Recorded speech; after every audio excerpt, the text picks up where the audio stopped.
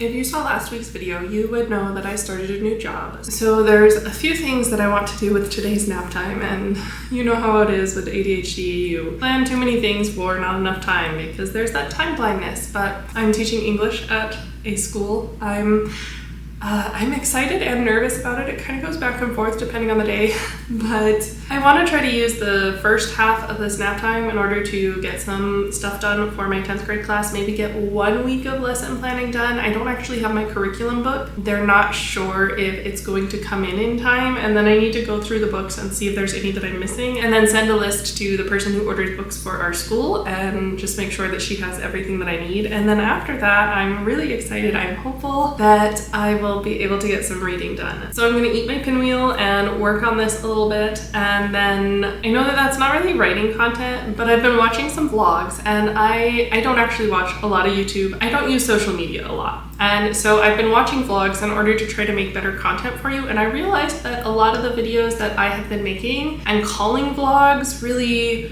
aren't vlogs. So I'm trying to make this more vlog style, and if it's your cup of tea, please let me know, and if it's not your cup of tea, please let me know that as well. You can.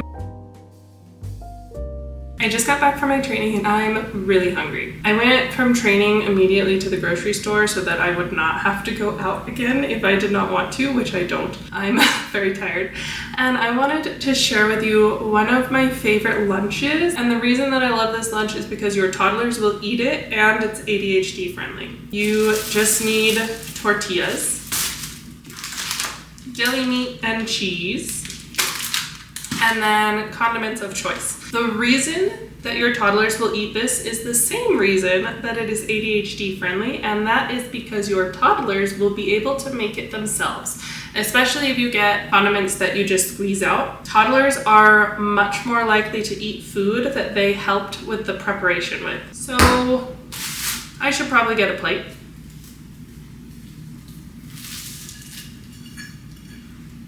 And many of you might actually recognize these.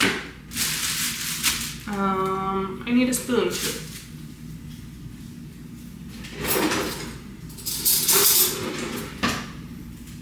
And your toddlers can just squeeze their condiments on. If you have a spoon, they can spread it around. And then for my toddlers, I just do one piece of bread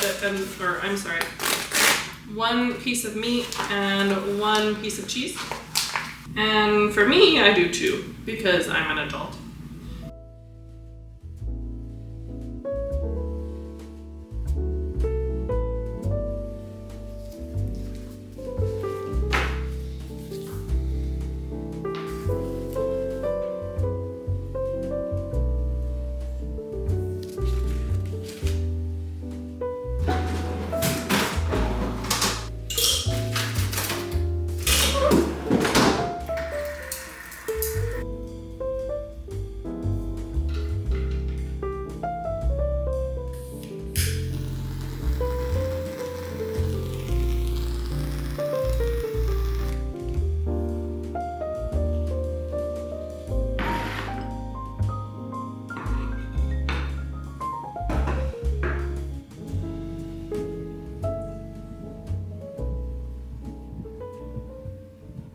Finally, time for me to sit down and read my novel. I've actually gotten a lot done today. It feels pretty good. None of it is like, I don't want to say stuff that I want to get done, because it is stuff that I want to get done, but it's not stuff with my book, and it's not stuff with YouTube, and it's not stuff with the stuff that I want to be important, if any of that makes sense at all. But I've gotten a lot of stuff done, and that feels good. I somehow managed to push through the afternoon and get my prep work done and cook dinner, and so here I am. I have been really excited to read my book, which I know I said this last week. I was not expecting to be excited about reading my book, but now I'm like, when can I read my book? When can I read my book? Can I please read my book? And so I'm really excited that I have just like an hour to actually sit down and do some reading. The last chapter that I read is like way too short. Like it wasn't even 1,000 words. I think it was like 900 words. was the last chapter that I read, and Hyacinth just got done with the ordeal, so now she has to like face life after the ordeal has happened. And so where we are right now, there's kind of a lot of trauma, and she's figuring out how to compartmentalize that and like deal with that. You know, the best way to do that is to make a bunch of plants explode and lock yourself in the bathroom. So that's where we are now.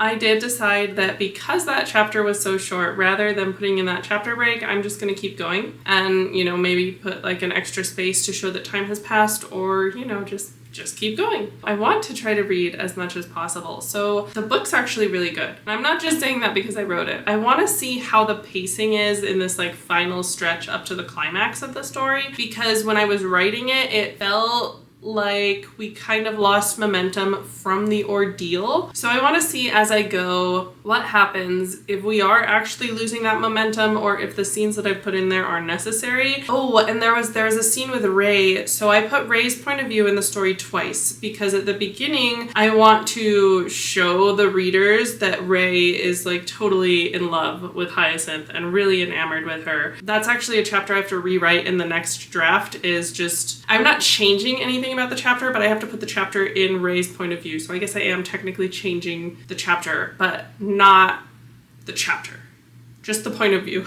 And so I really wanted to showcase that Ray is like, this woman is beautiful. I can't believe she's my bass note. Like, we're gonna change the world, basically. Like, really, really just head over heels, like love at first sight type thing. And then after the ordeal happens, Ray becomes very conflicted. So I have a scene after that that kind of shows his conflictions, and you learn more about his motivations and what drives him as a character. If you're curious, Ray's character arc across the whole series, which will be either 6 or 7 books, I'm not sure yet. It kind of just depends on what I discover along the way as a discovery writer. Ray's whole character arc is a revenge quest. And if not for Hyacinth, his revenge quest would end in tragedy. So I'm writing a tragic character arc that's going to be saved by love in the end, and I think it's so cute.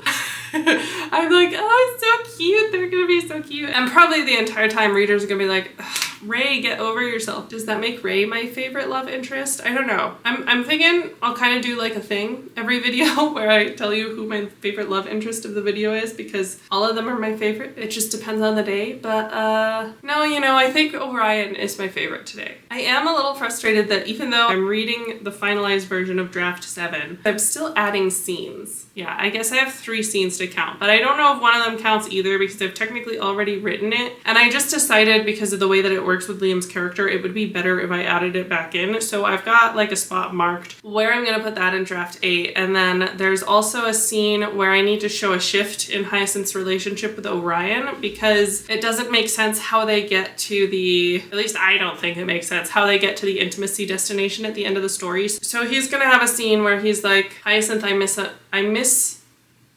I can't remember the word right now. I had the perfect word, and now that I need to say it on camera, I can't remember. Misjudged. He's gonna say, Hyacinth, I misjudged you, and then apologize to her. The other big thing that I've noticed as I've been reading is that James is the jealous one in the reverse harem, and I've made it so that he's just really snappy at the other love interests, and one of my beta readers told me that it comes across as being whiny, and I totally agree. When I go in and I do draft 8, I'm really gonna look at James's character and think about how I can change his dialogue so that it doesn't just sound like he's saying the same thing over and over again, because he kind of does. Like, every time something comes up that he gets jealous over, it's kind of like, well, why are you always spending time with her? Like, I should get to spend time with her too. And all the other guys are just like, ugh, come on, James, stop. You're being a baby. So I want to give his dialogue more complexity. And I tried to think about in the past how I felt when I'm jealous. And it really kind of comes out as insecurities. So I'm going to, in draft 8, focus on trying to make him sound more insecure rather than just like complaining, and rather than just being like, well, you spend all this time with her and I don't. Months ago, Vader knocked catnip off of the shelf that's in this closet, and like periodically he just keeps going back and rediscovering the catnip that is like buried in the floor. Anyway, I've probably talked for longer than I needed to, so we're gonna turn on some music with no ads. I have learned that that's the secret because, you know, conveniently, YouTube puts their ads every 8 minutes and it takes 7 minutes for you to get focused. So as soon as you get into your flow state, YouTube is like ad. But if you look up stuff that has no ads and you can put in like for studying or for ADHD, then you don't lose your flow when you're trying to focus. So that has been my secret strategy recently. And so we're gonna do that. We're gonna lock in and we're gonna read as much as possible. There's about 40 minutes until I have to go to bed. So if you want, you can guess how many words you think I'm going to get. You can pause this video, comment down below what your guess is, and then we'll see.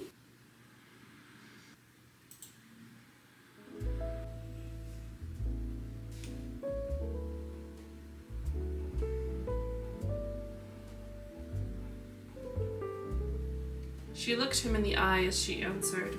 Hundreds. She was different, confident, distant, and proud. Ray felt immense joy watching as James directed his jealousy at someone else. Alexei turned to him as if he had just remembered something unpleasant.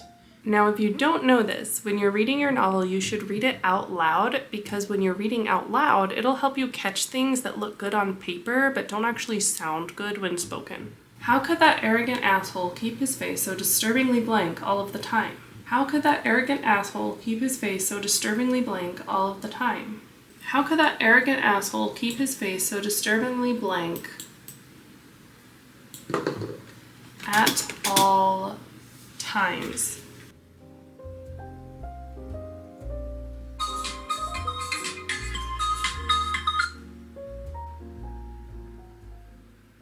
And I thought I made pretty good progress. I would have made more progress, but the cat kept distracting me. I don't know what was up with him. Too much catnip, I guess. He kept like meowing at the door and wanting to be let out and then wanting to be let back in, and then he needed to use the litter box. And so he just kept bothering me. But I finished reading the scene with Ray's point of view, and I feel like it's pretty good. There's just one little part where there's some grammatical issues, and as I keep like reading through this and like remembering when I wrote it, I think I was probably tired when I wrote this scene because there's just a lot of really small things that don't really make sense. Like, there's 2 paragraphs right here that I don't know what happened, but it becomes unclear whose perspective we're in, so I need to adjust those so that it's just consistently Ray's perspective. And then I have an entire scene down below that's like, I'm definitely gonna have to rewrite that scene because it feels modern. It feels contemporary. I wanted to feel more fantasy. And the other thing is that there's 2 healers, Ardwick and Amalia, and they're the only healers that are the Sinclair's physicians. But in this, I call this doctor one of the Sinclair physicians, and I say that she's the only Sinclair physician, and that's just not true. That will be a pretty significant bit of editing compared to a lot of what's in here. I also added a chapter breakdown here, and I don't know if I need it or not. It goes from like Ray's perspective to Hyacinth's perspective and like going back to how Hyacinth is experiencing everything. And so she goes on a walk with Liam and then she's interrupted and they go to the physicians. And like Liam asks for tea, but then they go on a walk. So I should probably just take the tea part out of there because otherwise the servants are gonna get there with the tea and they're gonna be like, where'd you go? Not that we would even put that in there. So maybe I'll just take the part where he asks for tea out. Sorry, I know that's just such a tiny detail that like probably no one would ever really think about, but I'm thinking about it. So those are the areas that really need some changing, and I have taken some notes, and that's just notes so that I know what I want to do with the world building. It's really important for me that I take good notes so that when I'm coming back, I'm not just like, what was I trying to write here? And I really love the way that it ended because I'm making a promise about Alexei. Alexei says, I'm not sure that I'd know how to live if I were able to tell the truth. Lying has gotten comfortable. And then Hyacinth says, I bet you'd never lie again. And they go through a little bit of dialogue, and then in the end, Hyacinth is like, I bet all of Eladria that you would never lie again. And he accepts that bet, which of course is a promise for the story. I really like this scene. I think it's such a fun scene. Anyway, I'm getting sidetracked. I wanted to show you these really cute decorations I got for my classroom. I don't have a lot of time, so I have to hurry. It says, let's eat kids, and then it says, let's eat, comma, kids. Punctuation saves lives. So I love that one. And then I'll be teaching a bunch of, I'll be teaching high schoolers. So I thought that this was really funny too. TBH, bro. It's low-key sus when you forget to proofread your work. So maybe that's just me, sorry. I thought those were funny though. You can tell I'm tired, my ADHD is all over the place. Our quill of choice today is a Sharpie S Gel. One of my new coworkers got me a little welcome bag, which was so sweet of her. And she put a bunch of these pens in there, and I love these pens. But definitely tell me what your quill of choice is down in the comments with our hashtag Quillies, which means quill buddies. So this is my quill buddy today. And I will see you guys next week. Thank you so much for watching. If you're new here, please subscribe to my channel and definitely hit that like button.